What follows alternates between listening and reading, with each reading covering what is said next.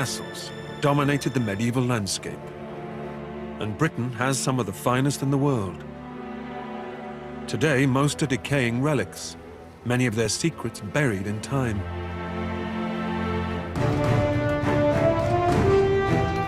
Now, historian Ruth Goodman and archaeologists Tom Pinfold and Peter Ginn are turning the clock back to relearn the secrets of the medieval castle builders.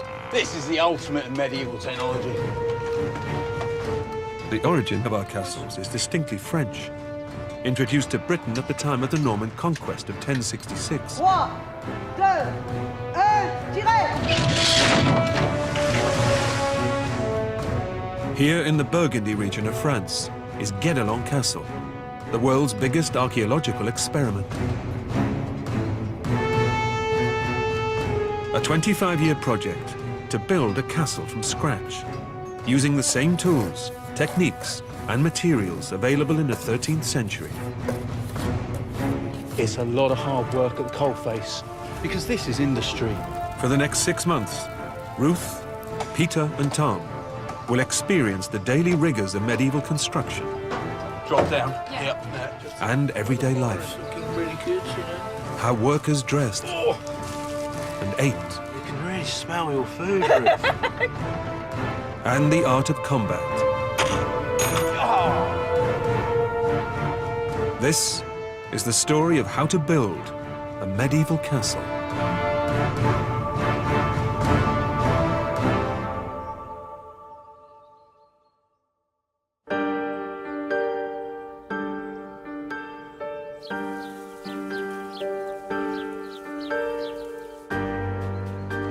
It's March.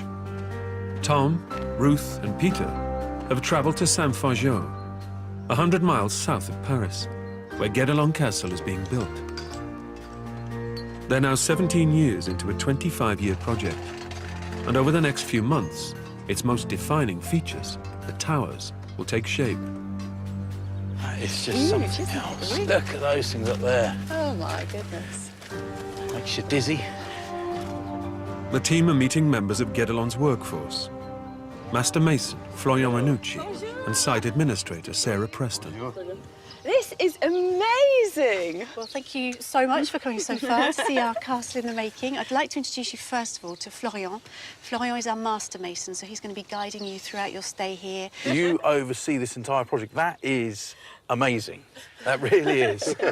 Well, it's really simple. I just have to know very well the castle. But you're almost like the puppet master. You have the people working in the quarry, the people working as masons, the carpenters. You've got to control everyone. Well, I prefer the image of a musical conductor. We have to be in the same time walking. This is very important. The rhythm Find of a rhythm. with them. Yeah, the rhythm. So it's like music. Well, if you're the conductor and you've got the strings over there and the percussion over there and the timpani over there, I can play a triangle.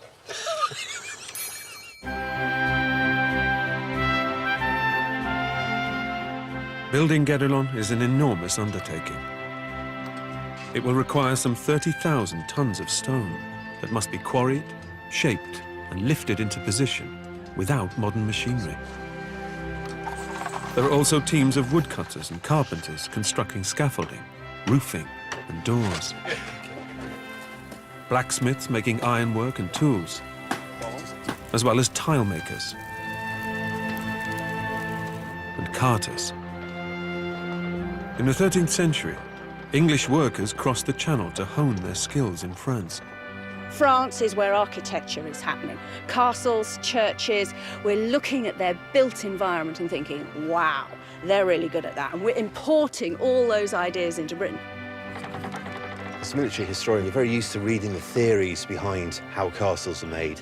But hopefully, as an experimental archaeologist, I can actually test some of those theories, put them into practice. 13th century life, there's a lot of questions surrounding it. There aren't that many records. So by the actual act of building this castle, it's almost like creating a window through which we can observe what 13th century life might have been like.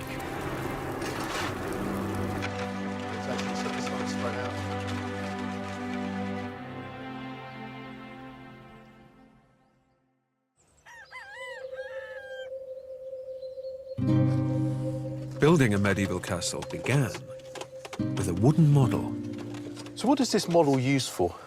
In medieval times, they don't have a paper plan. Right. So they used to have a wood model.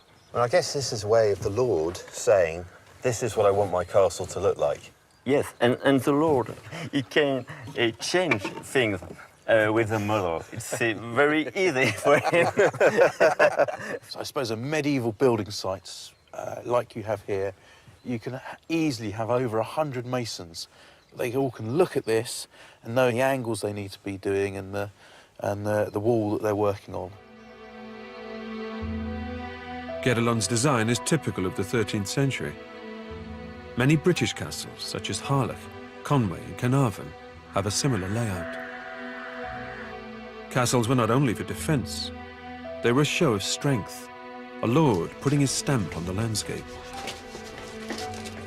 Inside the walls there were grand houses, with great halls, kitchens, and even chapels.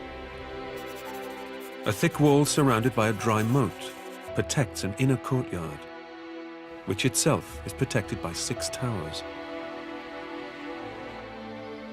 Wow, this is the Great Tower. This is what Florian wants us to work on. When completed, the Great Tower will be almost 30 meters high, providing a lookout for approaching enemies. And with walls 4 meters thick, it's the castle's ultimate stronghold. So if we were the wall, If I stand here, I'm inside. you're inside. That's 4. I mean, that's massive. It just brings home how many tens of thousands of tons of stone will be in this castle when it's finished. Back then, the only way of transporting stone over land was using horse-drawn carts. Minimizing the distance it had to be moved was paramount. So, like many castles of the time, Guédelon is actually built in a quarry. In the quarry, we have the sandstone, the primary building fabric. We also have the sand and the water. That can be used to make the mortar. We have ochre, which again can be used to making pigments. We're on a clay lens here, and the clay can be used for firing tiles, roof tiles, floor tiles, and we're surrounded by forest, which is a source of timber. It's a source of fuel, so it can keep the blacksmiths going. Almost everything we need to build a castle is just a stone's throw away.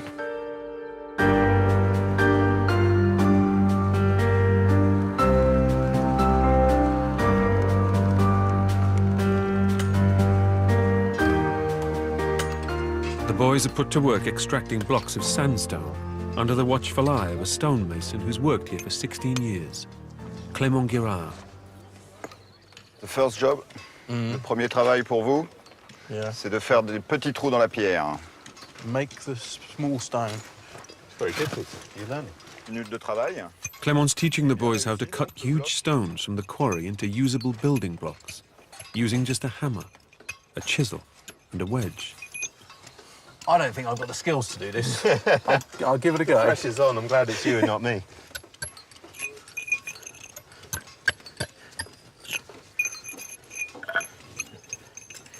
So making this hole to fit the wedge snugly. But obviously, Clément, with his years and years of experience, knows exactly how to orientate this.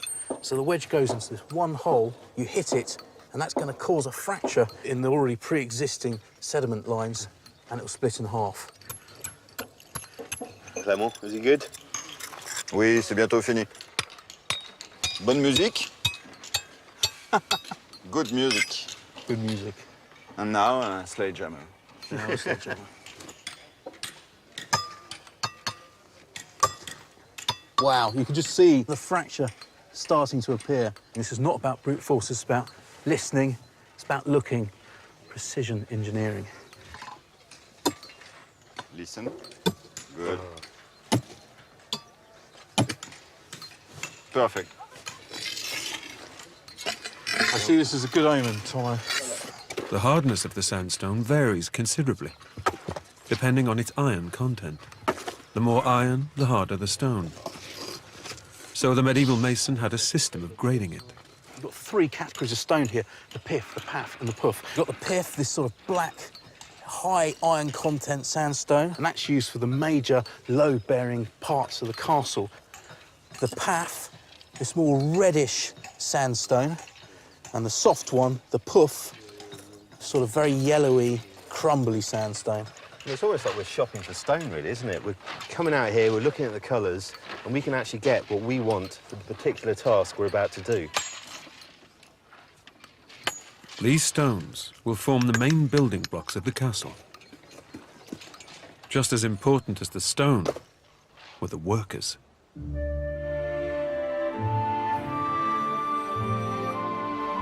In the woods surrounding the castle, Ruth's setting up home.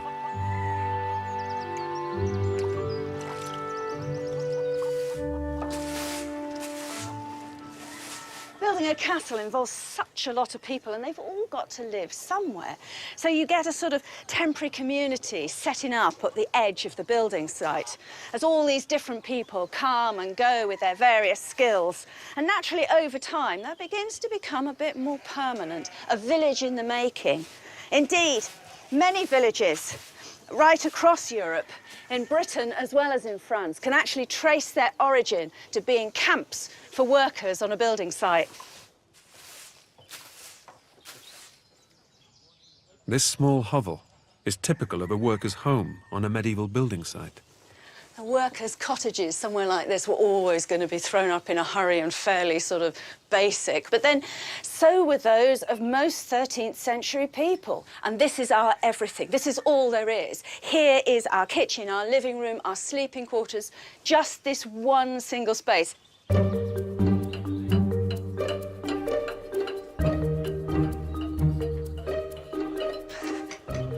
Oh, look, marvellous. Off-cut limestone, this will do perfect. The centerpiece of every medieval home was the fireplace. The fire was not just used for cooking, it also provided heat and light. In grand houses, obviously, they sort of like cobbled this whole area. But we know from lots of archaeological digs that ordinary houses, it's just a patch on the ground. And also, I use a couple of bigger stones to balance pots on a bit.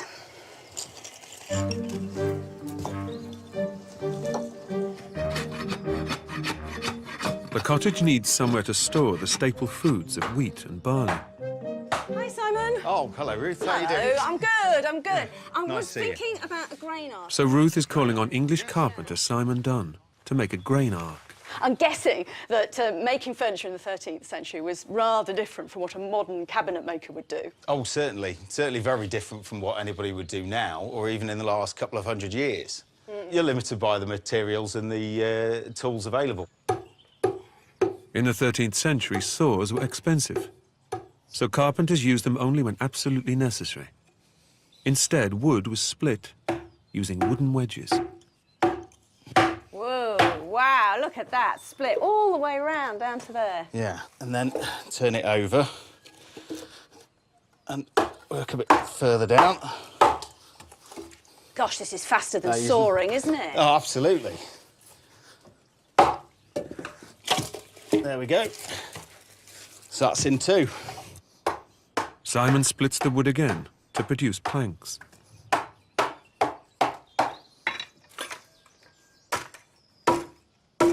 So that's, you know, I mean, that piece particularly is a really good piece of plank. Yeah, it's pretty flat. You can work with it. And that's a couple of minutes. I mean, I hate to think how long that would take to have sawn. The rough planks must now be smoothed off. This is a side axe. It's just ground on one edge, so it's flat on the other. So you can just trim up the surface a bit.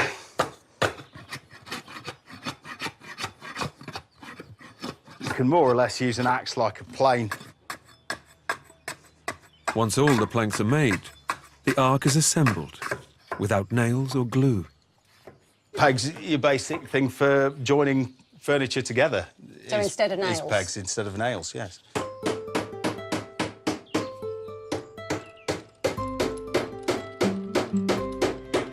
So there are some things you do need a saw for. So we'll just cut the pegs off to size. Right. There's no glue or anything in here. So that's just wood. So it's just the wood holding the wood Just together, wood and holding wood together. it's not going anywhere.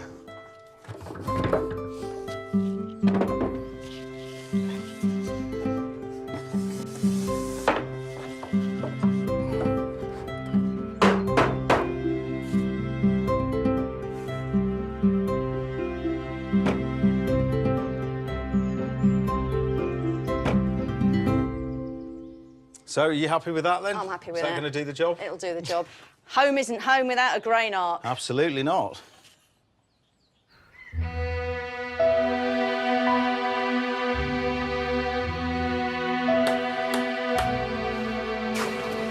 Water was another vital resource to the building of a castle, and hundreds of gallons would have been used every day to make mortar alone. So castles were always built near a plentiful supply. Tom and Peter have been sent to repair the castle's well. To hoist the bucket, it needs a new rope and pulley. How deep do you reckon that is? If we're going to make rope. I reckon it's 10 metres down, give or take a metre. But I suspect they sunk this to a depth where they're never going to run out of water. Exactly. It's crucial for defence. It's crucial for life inside the castle once the castle's operational. You need to have that constant supply, and obviously we need it now for our building. You're on rope, I'm on pulley. Peter's commissioning a pulley from wood turner Gary Baker.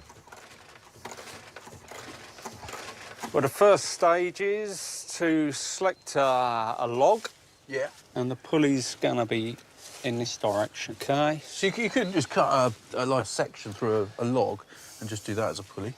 That would never work. Really? The problem with the end grain, it shrinks at different levels and it's just going to split apart. Right. So we're going to follow the grain this way. We're just going to rough chop it.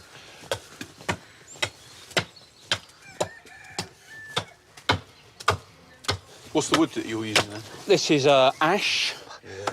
Ash is a very dry wood, and therefore when it dries, it doesn't move that much. It's not going to warp and crack. A mandrel is hammered into the centre of the roughly shaped wood, so it can be turned on a pole lathe. Pole lathes like this have been used both in England and France since before the 10th century. So it's just a pedal, pulling the string around the mandrel, Yeah, onto... and a flexible pole. And the pole, basically, all it does is lift the pedal back up. The roughly shaped ash is turned to make a cylinder.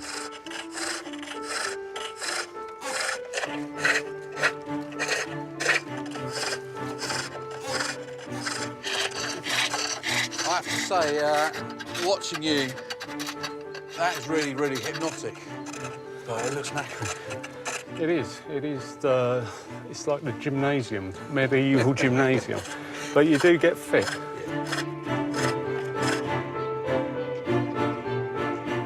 As well as a pulley, they'll need a rope for the well.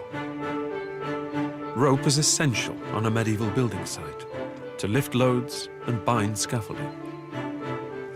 Tom's commissioning a rope for the well from the castle's rope maker, Yvan Héroard. First, he lays hemp yarns along the rope walk to form 4 strands, each with 14 yarns. I can definitely see why this is called a rope walk. All we seem to do is walk up and down.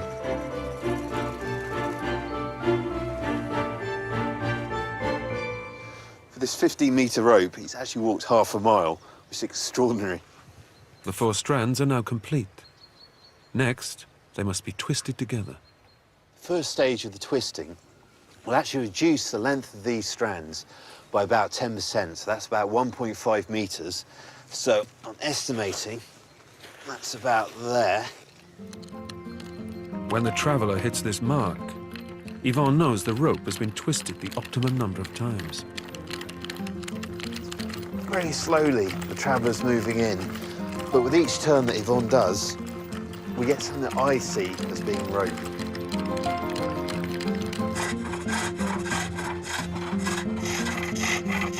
Gary's turning the cylinder into a pulley by cutting a groove in its rim.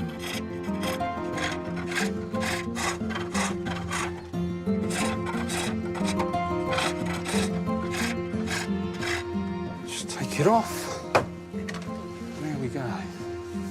It's so smooth and so fast. Stop! The yarns have been twisted to form strands. Then the strands are twisted in the opposite direction to form the finished rope.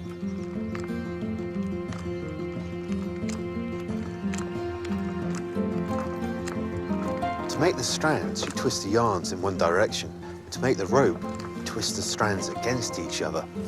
That way, you create that tension and that torsion, and it stops them unraveling.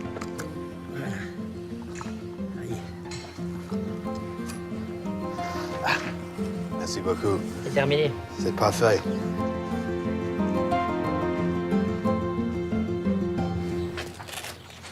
I'm going up now. I thread this through before you haul it up. Now Ruth and Peter can fit the pulley and rope to the well in the castle's courtyard. You know, traditionally, this is where people gossip, don't you? Standing round the well. Well, still is. Standing around the water cooler. Drop it down. Yeah.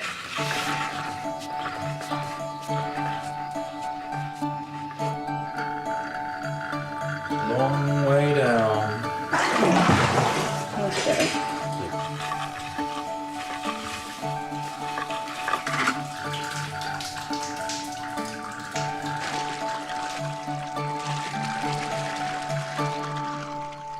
On a medieval construction site, the majority of the water is used to make mortar to fix the quarried sandstone in place. Okay. The production of the daily batch is supervised by Fabrice Mangot. Right, we need 25 baskets of this sand 25. and 50 of this one.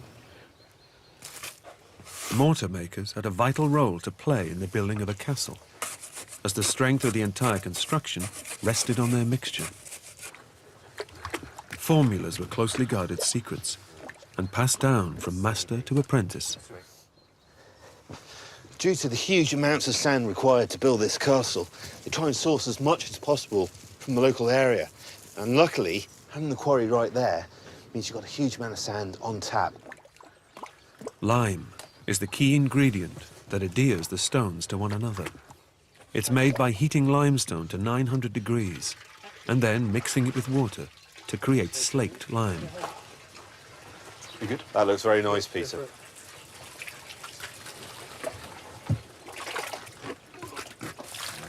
Right now, I think the experience is showing for the French guys. They're really putting me to shame. It's enjoyable work, though. I actually do feel like I'm now a bit more connected to the castle.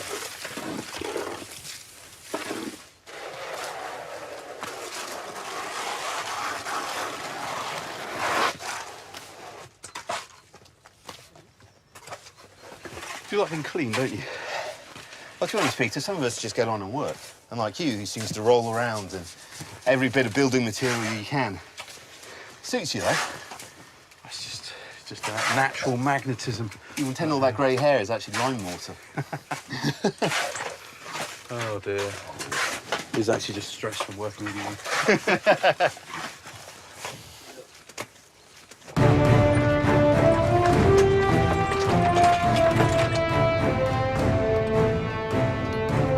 Today's batch of mortar and sandstone are destined for the Great Tower. So far, it's reached a height of 18 meters, but when complete, it will be 30 meters high. The materials are hoisted to the top using a treadmill winch. The forerunner of the modern crane, it takes 2 people to power it and can lift over half a ton. I mean, these things are an absolute, well, godsend, aren't they? They are the machine of the medieval building site, bringing up all the stone for the walls. Well, you think we've got 500 kg of weight we're pulling up, and yet we manoeuvre it so easily, the two of us. My strength, your ballast. And look, there it is. This is the ultimate in medieval technology. To lower the cargo onto the tower, the boys simply walk in the other direction. Okay, so walk. Slowly, slowly. Yeah.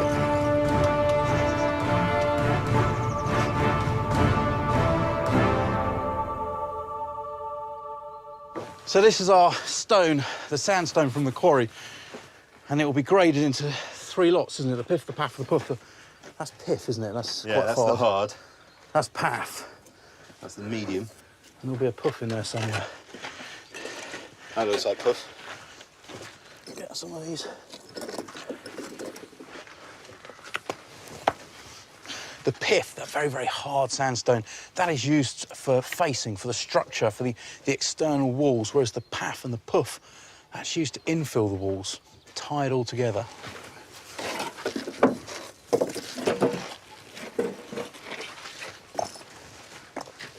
Philippe Delage began his career as a builder over 40 years ago. For the last 10 years, he's worked at Guédelon, where he's perfected his skills as a stonemason. You are going to lay the mortar, but don't crush, just like this. If you were bricklaying, you do it that way because it's got a flat surface, but the stone has to go in and the mortar has to go up into the stone. Yeah. So don't flatten it. OK. Yeah. One of the biggest challenges is ensuring the walls are absolutely straight.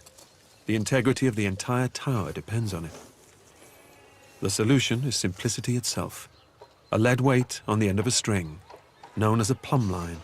On the scaffolding here, you'll notice there's about a 2-inch gap, so you can get your plumb line down there and make sure the wall's absolutely straight, because if it's not, the tower starts going like that, it'll start going like that. Most of these medieval tools and techniques have been around for millennia and are still used on building sites today. Yeah. Like that? Yeah, like that. Just doing the rubble infill to the wall. So we've got the facing stone, the pith, the hard stone, and that is laid horizontally, so the grain runs as it is in the ground. Which, if you imagine a book, if you lay a book horizontally and you stand on it, it will support your weight, whereas if you lay a book vertically and you stand on it, it will collapse. However, the infill, that actually gets laid vertically, so the grain is going in the opposite direction. And that's because they're all stacked against each other and they push against each other around the tower, making this absolutely solid. All the tricks of the trade. Where's that mortar, Peter? Already in the wall, Tom. Already. Good.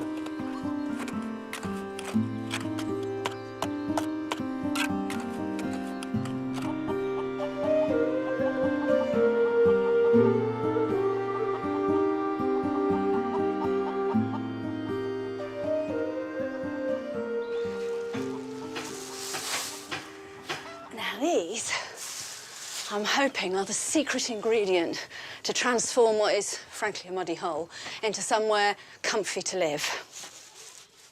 Medieval sources tell us cottage floors were strewn with rushes, but just how they were laid is a bit of a mystery. What I think might be the answer is to keep it in bundles and lay them in a sort of herringbone fashion across the whole floor. Look at that. And the temperature difference between putting your hand there and putting your hand there is quite astonishing. That is cold and wet and nasty. That is warm and dry and comfy. Every few weeks, Ruth will lay down new bundles of rushes. I think that when I get the fresh ones on top, what will happen is that the damp earth underneath will, as these crush down, will gradually compost, leaving you on top of new fresh reeds, well away from that, all dry and clean and warm. That's the theory. Nobody really knows quite how this works. We'll see. Back at the castle, slowly and surely the great tower is taking shape. But before they can build up the walls any further, a doorway into its third-floor room must be installed. It's got some limestone that's been shaped by the masons. It's going to go to the great tower for the doorway into that top room. We're just using this crane, as directed by Philippe. Using this simple lever system, one man can lift 4 times his own weight.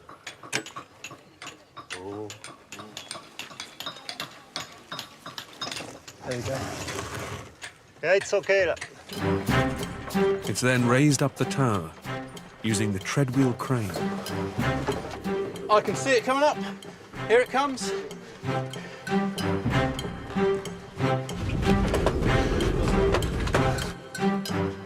It's okay. You can come. How do you find it, Peter? I'm as dizzy as you like. Gets the heart rate up. Yeah, bit of a sweat going. Well, gee, this was the thing that built castles. And this was the thing that made men feel quite seasick whilst on dry land, like myself. Before the stones are fitted, a pintle is set into the stone, from which the door will be hung. It's held firmly in place using molten lead. So what they've done is they've built this reservoir out of clay, and that way you can pull the lead in, it's not going to drain off, and you don't waste a valuable resource. The masons have just one chance to get this right, as the lead sets almost instantly once it hits the cold stone. Getting it wrong might mean the whole stone having to be replaced. Well, that looks brand new. That looks fantastic. It's amazing to think in a building of this size how little metal is actually used. But where it is used, it is essential. Now the stones can be set in place on a layer of mortar. It's essential that they're perfectly aligned. So the forerunner of the spirit level, the mason's level, is used. Roman Britain, medieval France, or even a modern-day building site, these are tools and techniques that every builder would have been familiar with. These have been honed over centuries of use. It is timeless. It really is. It looks good now. Yeah. Our medieval square here says it's all good. It's ready for the next stone. Now the stone lintel that will top the doorway can be fitted. This is very, very delicate work. This is an extremely heavy stone, possibly the heaviest stone we've moved so far. I mean, that is a serious bit of kit, and it struggles to lift this. It's so heavy. I think we're right on the weight limit. Maneuvering this heavy stone with the simple crane is tricky. Good. Okay, got it, Peter. One slip and serious damage could be done to both the lintel and the surrounding stonework. You got that, Tomo? Si on est. Yeah. Yes, well done. Oh, I felt quite vulnerable then, I've got to be honest. It's almost perfect. Stone masonry, like so many medieval jobs, was heavy work. So a well-fed workforce was essential. To prepare food in the cottage, Ruth needs cooking vessels. Today, pots and pans are metal, but in the Middle Ages, they were often clay. Ruth is calling on the services of English potter Jim Newbolt.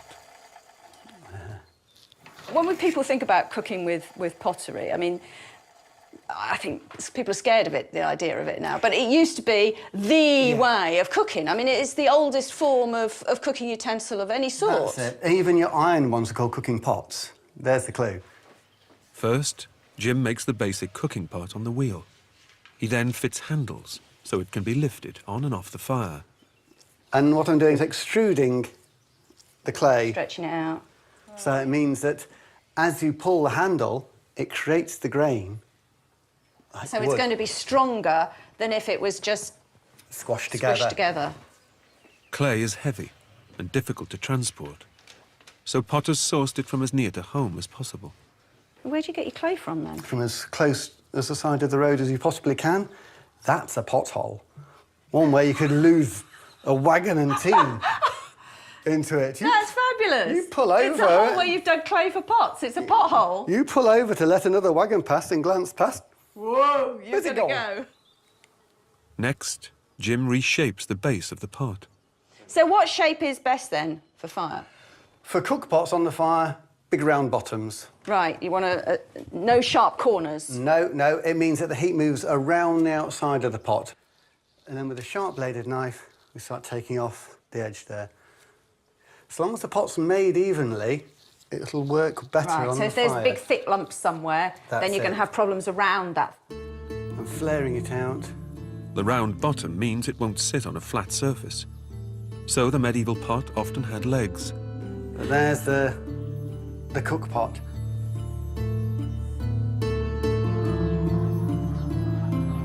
The hovel is now fully equipped and ready to sustain the workers.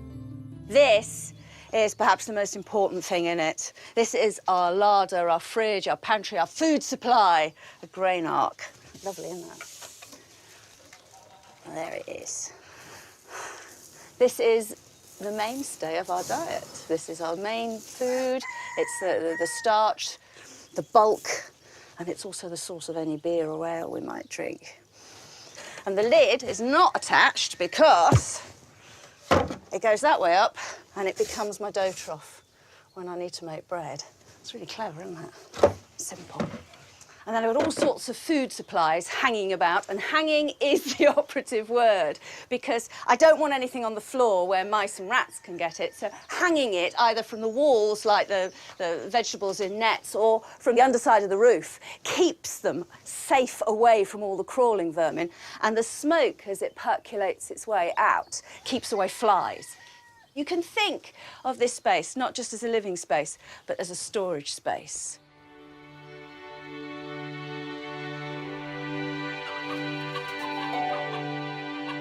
After a day's work, the boys have returned to put Ruth's experimental rush floor to the test. You've spent all day working on the castle, you're tired, just come back. I mean, this is insulating, it's cushioning, it's quite not as comfy. bad as you think, It's not as bad as you think, is it? I mean, when they say they haven't got a bed and that's it, you just get a blanket and this is what you sleep on, it sounds a bit horrendous, but it's not. It's all right. It is a tiny space, though, to live your complete life, just one little space like this, isn't it? Yeah, as a whole family. I'd much rather... Well, you say it's a tiny space to live your entire life. I mean, I'd rather be in a small space like this and get the heat in. You know, it's an easier space to heat. And also, how much time are you going to spend in here, really? Like, these days, you think, like, you know, a sitting room with a TV and a big sofa, because you're going to relax in there. We're going to be working most of the time, and you've got all your jobs and tasks to do. Yeah. So that's sort of like rest and relaxation isn't as important. There's less time for it. Speak for yourself. Cheers. Cheers. Salut. They don't clink, do they? That's about the only thing I've got against drinking bowls. They don't clink.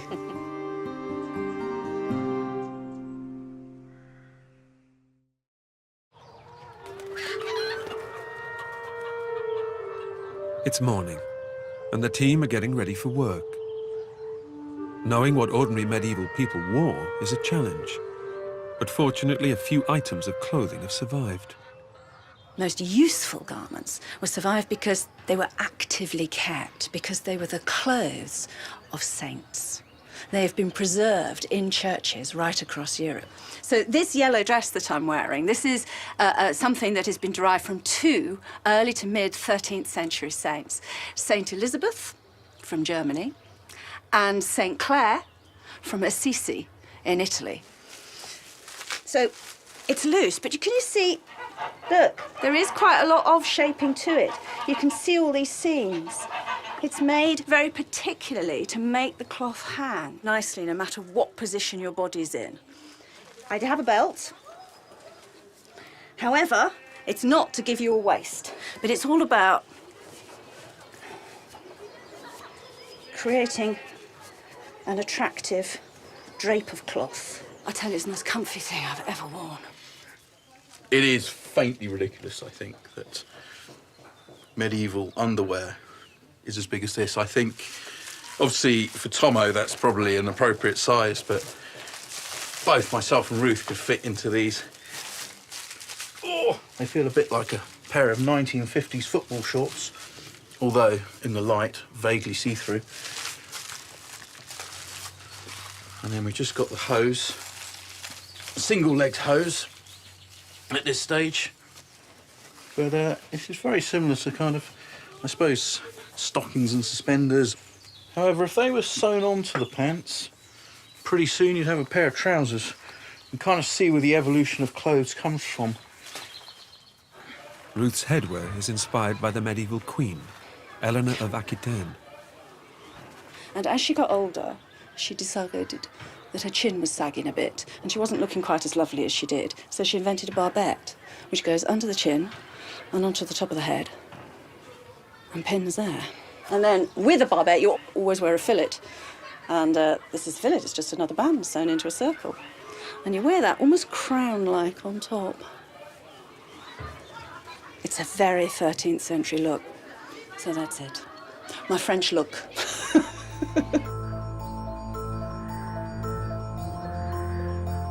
Today, Tom and Peter have been summoned to the Masons' Lodge for the next stage of their apprenticeship, carving limestone. So far, they've been working with roughly hewn sandstone to build the castle walls. But for more intricate features like arches, windows and stairs, limestone was preferred, as its fine grain meant it was quicker and easier to carve. We need for a chapel tower a lot of stone having 10 inches. First, the boys used their splitting skills to create rough limestone blocks under the supervision of stonemason Abdelillah Abid. The wedge is in. Now you can try the big one. Yeah, the big hammer. Perfect. Oh, good. Good, very good. The rough block is moved into the mason's lodge onto a platform known as a banker, ready for the skilled job of shaping it. How many? 10. Yes, very good. Decent. You remember. Facing a stone was a basic skill that every stonemason would have had. First, the edges are cut using a pitch. And the hammer. Angle about there.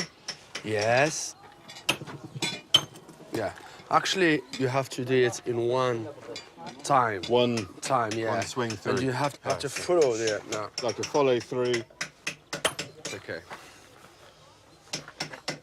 Very good. A stonemason would have learnt under the watchful eye of the master mason. I don't want to hear this. This is a bird. Tack, tack, tack, tack, tack, tack. The stonemason, it's rhythmical. Yeah. Or quick. But it is always the same. You can do very rhythmical.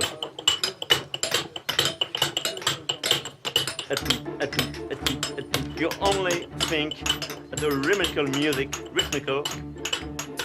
and a few minutes after, it's finished. Okay? Yeah. Stonemasons were paid per stone carved, so the quicker they worked, the more money they would earn.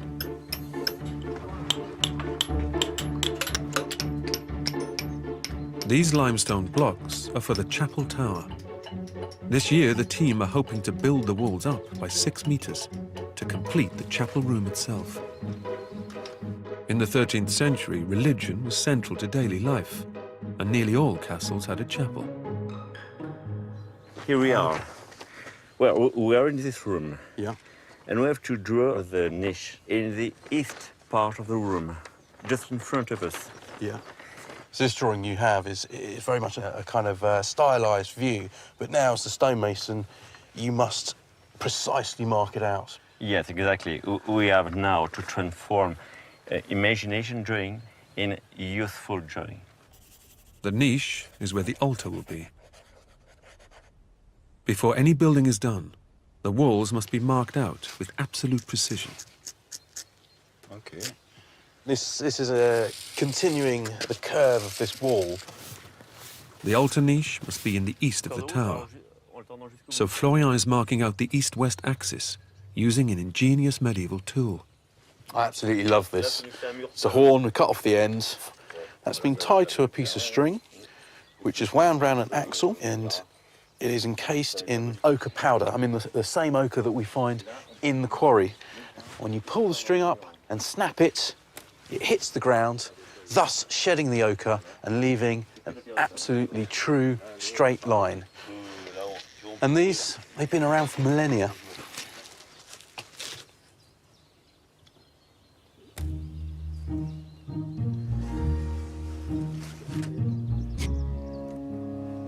flip it over. Using just a rope, dividers, and the ochre line, the chapel's walls are marked out. To reach this first-floor chapel, a limestone spiral staircase is being built. To design it, Florian and Tom have come to the tracing floor next to the stonemason's lodge. The tracing floor was the nerve center of the medieval building site, where the master mason drew full-scale plans. Bonjour, Clément. Bonjour. Bonjour. Bonjour. Bonjour. Using a compass, the circumference of the spiral staircase is drawn, actual size. This is an apprentice job. Always the apprentice, never the master. Florian and Clément are working out the central part of our staircase, and that will form the column that runs up, connecting all the stairs. And now we're going to draw 12 steps. For the medieval mason, geometry was the jewel in the crown of their art. Using just a compass, angles and shapes could be accurately drawn to within a degree, with perfect symmetry. Here, Florian divides the circle into 6 equal segments, which are then subdivided to create 12 steps. Now we have the steps. We can try the steps in the drawing first. I mean, this is a fantastic way to actually make sure, before you start cutting stone, wasting materials and time, that they work. You can see there, they're bigger than my foot length, so that's workable. Now we need to finish one step.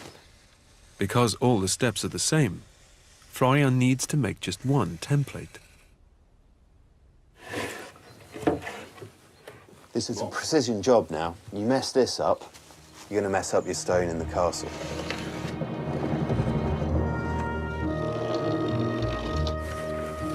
So the last thing to do is basically just cut the template.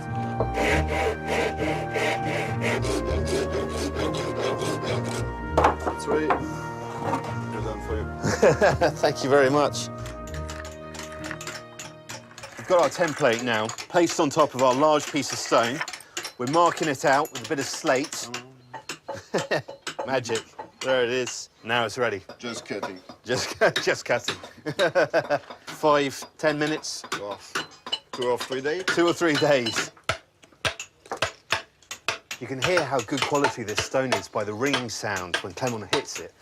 And I think that's why, to be honest, I'm standing here and not actually being allowed to do anything. Ah, I lie.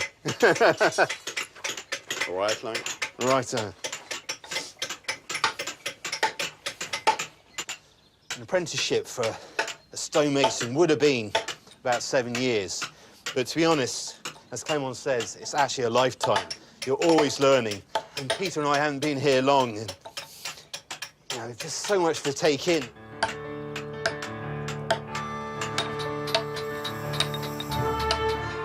Carving stone takes its toll on the tools, and every day they must be sharpened by blacksmith Martin Claudel. Is it true at Gedlon, if there's no blacksmith here for 2 days, work stops?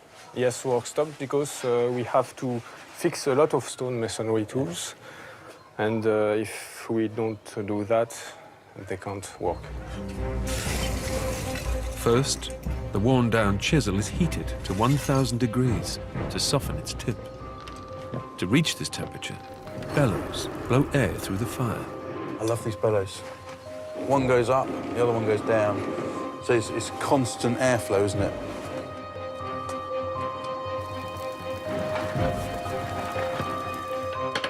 Martin draws the chisel to a point on the anvil, then sharpens it using a file. But the chisel tip will be blunt again in no time, unless it's hardened.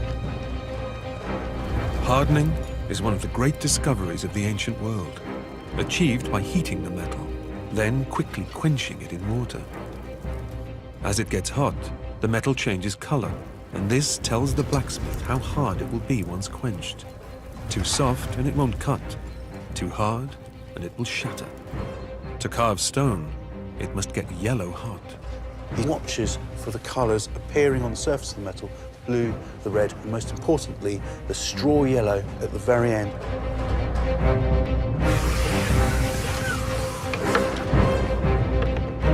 now it's ready for the masons.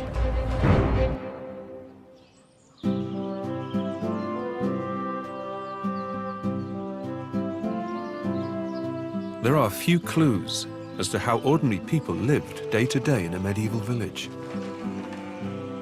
But Ruth's pieced together fragments of knowledge to work out how people did the most mundane of everyday tasks, like washing up. I haven't got a scouring pad, but I have got sand. For the pad, well, this time of year there's plenty of fresh grass. I could use straw just as something to rub with. Now, if I've got to deal with grease, that's a different matter altogether. Sand will take the worst of it off, but, you know, I mean, no amount of scrubbing with just some warm water is going to shift the grease out of something. You need a little bit of chemical help. And for that, I turn to wood ash, just straight out the fire. The wood ash combines with water to make caustic soda. When it comes into contact with fat on the dishes, it makes soap, leaving the dishes spotlessly clean. Handful of ash, wipe it round with a bit of grass or straw, rinse it out with hot water, and you get a clean pan. Easy peasy, huh?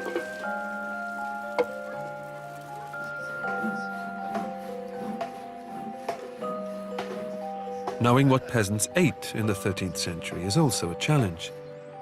But we do know what ingredients they had to hand. Ruth has come to the castle's garden to see what there is to harvest.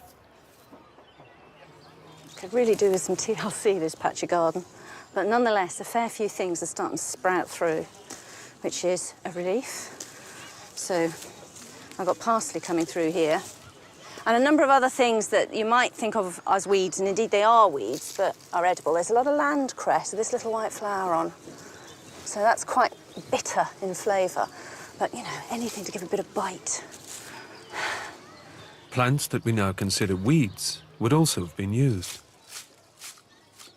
There's quite a lot of dandelions and nettles too, which will help bulk it out.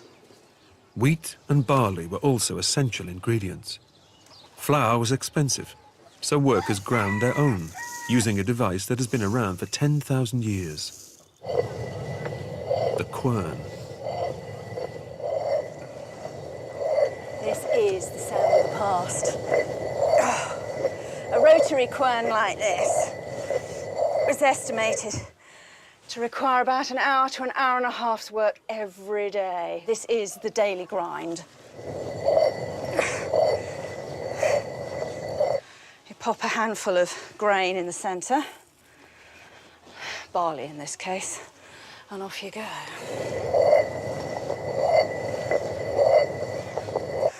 The posher you were, the more refined your food was. And ordinary people often made do with food that was really quite coarse. And you can see that in people's teeth when we're dug up archaeologically.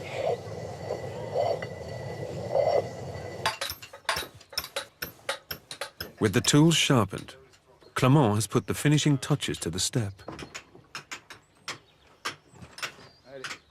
Now comes the delicate task of transporting it to the chapel.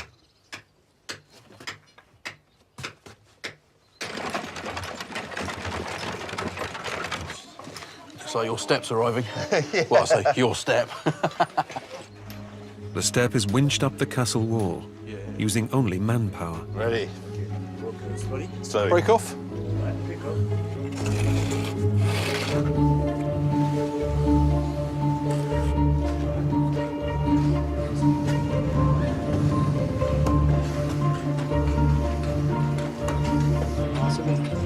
Once on top of the wall, it's moved up the tower using an inclined plane. One slip and the step could fall, wasting 3 days' work. What is it, Pinfold? Rolling. Be careful. Yeah. Don't move. Yeah. 3, 1, 2. These guys have been doing this for 15 years. So they know how to get things like this up here. But it's amazing what they can move without the use of what we call machines, but essentially the use of rollers, levers, inclined planes, pulleys, all made out of wood. Wood and stone working together, perfect harmony. Like me and Tomo.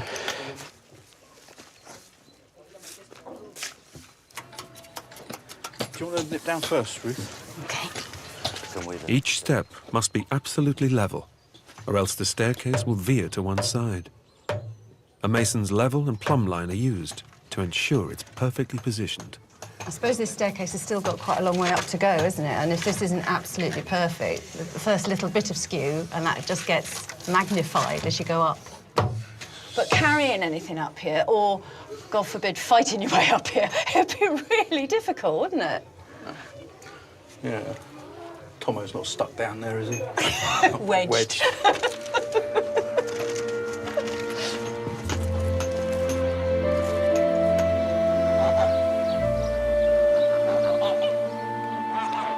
Using the greens from the garden and the ground barley, Ruth is cooking a medieval pottage in the clay pot. So, a little bit of water in there. I'm going to start with my leeks. This time of year, nettles are still quite tender. I wouldn't say that you add nettles for flavour particularly, but they are quite good bulk. They're one of the few things that grows in profusion at this time of year.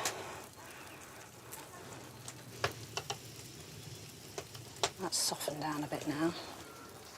Grain is added to create a porridge-like dish.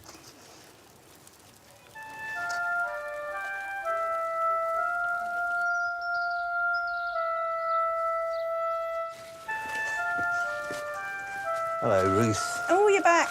How was it today? It's going very, very well. It's amazing how the whole thing is... It's all in two-dimensional layers. They're But like- then you they're like see, cuts yeah, a through third it. dimension appear, such as the doorway that we've been working on, put the lintel on there. Suddenly, wow. Gives me a real feel, too, of just how much impact such places must have had on people. You know, if everybody's living in this sort of little tiny one-room, hearth in the centre, low building, and then there's that funking great thing out there, it's quite a shock to the system, really, isn't it? I mean, it makes a huge impact. Well, this is a period when these great, like, military buildings, religious buildings are starting to rise up and really make an impact on the landscape. The team are also getting used to the simple medieval food. This is a triumph. This is an absolute triumph. For barley and vegetables, it's not bad. You're a hungry man, you've been pounding all day at the stone, walking on the treadmill, anything is good to eat. It's not exactly easy either, grinding the darn stuff. I bet it's just as hard work as pounding away all day at in the quarry. There's no easy jobs in the medieval age. No, there aren't, are there?